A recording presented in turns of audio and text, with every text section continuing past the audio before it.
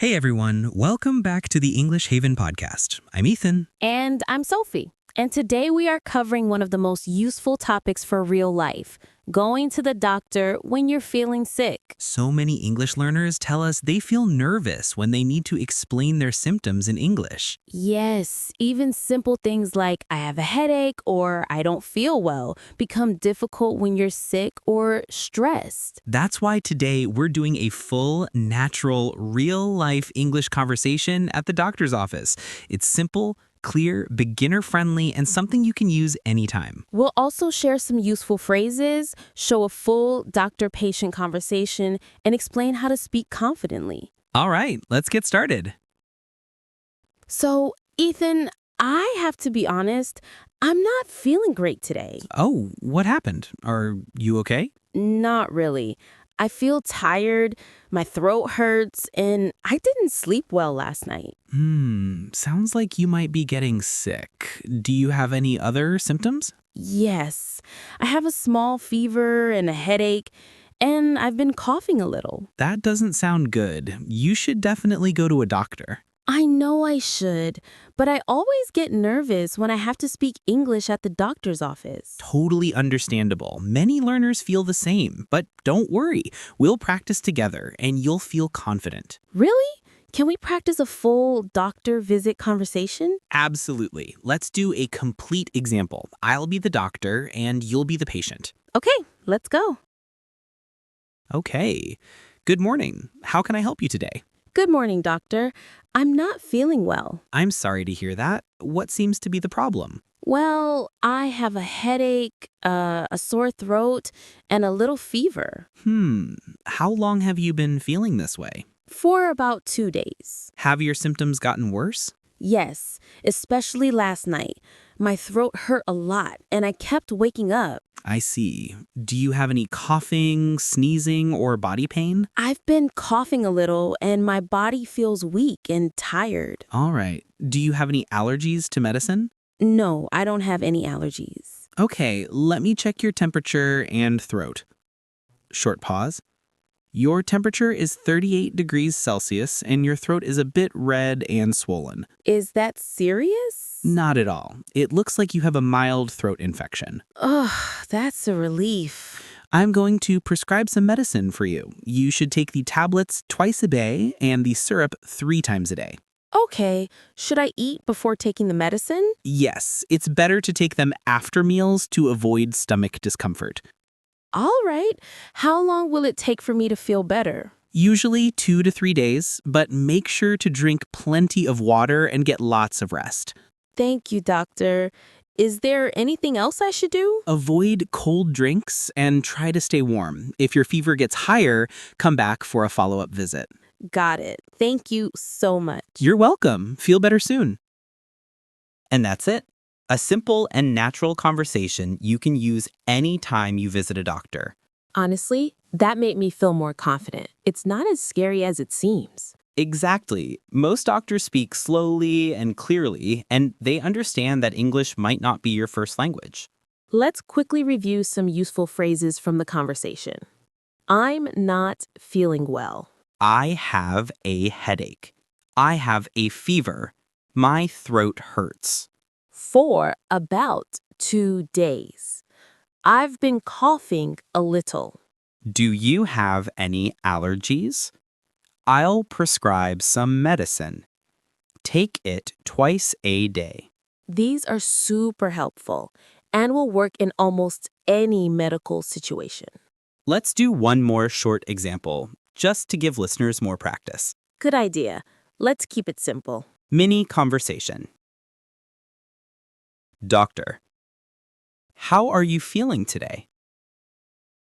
Patient, a bit better, but still tired. Doctor, are you taking your medicine? Patient, yes, twice a day. Doctor, good. Continue for 2 more days and you should be fine. Patient, thank you, doctor. Here are some tips for speaking English at the doctor's office. Number 1, be honest about your symptoms. Number 2, speak slowly. It's okay.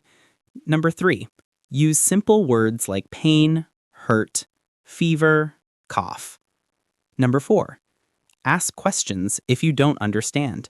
Yes, it's perfectly fine to say, "Can you repeat that?" or "Can you say it more slowly?" Doctors will always help you. Before we finish today's episode, let's take a deeper look at some useful words and phrases from the doctor conversation. Yes, understanding vocabulary clearly makes you more confident. Let's start with some common symptoms. Great idea. I'll say the symptom and you give an example. Let's do it. Headache, I have a headache. It hurts when I move my head. sore throat, My throat is sore. It hurts when I swallow. fever, I think I have a fever. I feel really warm. cough. I've been coughing a little since yesterday. See, very simple and very useful sentences you can use anytime. Yes, and you don't need perfect grammar to communicate. Clear and simple is enough. Now let's talk about what really happens when you visit a doctor in an English-speaking country. This is super important because the process may be different from your home country. Step 1.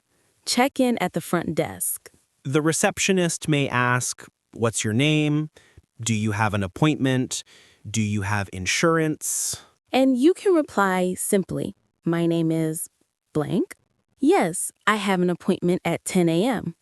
Or no, I don't have insurance." Step 2. Waiting in the waiting room. Yes, usually the doctor will call your name. Step 3. The doctor asks about your symptoms. This is the most important part. Be honest, be simple. Step 4. Examination. The doctor might check your temperature, your throat, your breathing. Step 5. Diagnosis and treatment. This means the doctor will tell you what you have and what you should do. Step 6. Prescription. That's the paper that tells the pharmacy what medicine you need. And step 7, follow up. The doctor may say, "Come back in 3 days if it doesn't get better." This step-by-step guide will make your visit much easier. Okay, Sophie, let's give our listeners more helpful expressions. Let's do a quick list. I feel dizzy. My body hurts. I'm having trouble breathing. I feel weak. I need to see a doctor. Is it serious? Should I take any medicine? Thank you for your help. Now some doctor phrases. Please take a deep breath. Does it hurt here? I'll check your temperature. You need some rest. These phrases can be lifesavers when you're feeling nervous or sick. Okay, Ethan, let's do a phone call example. Many learners struggle with phone conversations. Yes, phones are harder because you can't see the person's face. I'll be the patient. You be the clinic receptionist.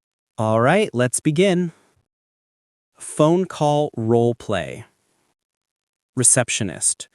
Good afternoon, Green Valley Clinic. How can I help you? Hello, I'd like to make an appointment, please. Sure, what seems to be the problem? I've had a sore throat and fever for 2 days. I understand. When would you like to come in? As soon as possible. We have an opening at 4 p.m. today. Does that work for you? Yes, that's perfect. Great. What is your name? My name is Sophie Clark. Okay, Sophie, please come 10 minutes early. Thank you so much. You're welcome. Get well soon. That was really helpful. Phone calls always feel scary, but with simple sentences, it becomes easy. Exactly. Slow, clear English works best. Before we wrap up, let's share some cultural tips for visiting a doctor in an English-speaking country. Tip 1. Arrive on time. Appointments are usually very strict. Tip 2. Be clear about your pain level. Doctors often ask, from 1 to 10, how bad is the pain? Tip 3. Don't be shy to ask questions. It's completely normal. Tip 4. If you don't understand something, say, "Could you explain that again, please?" Doctors really appreciate it when patients try to communicate clearly. All right, listeners, here's a quick challenge for you.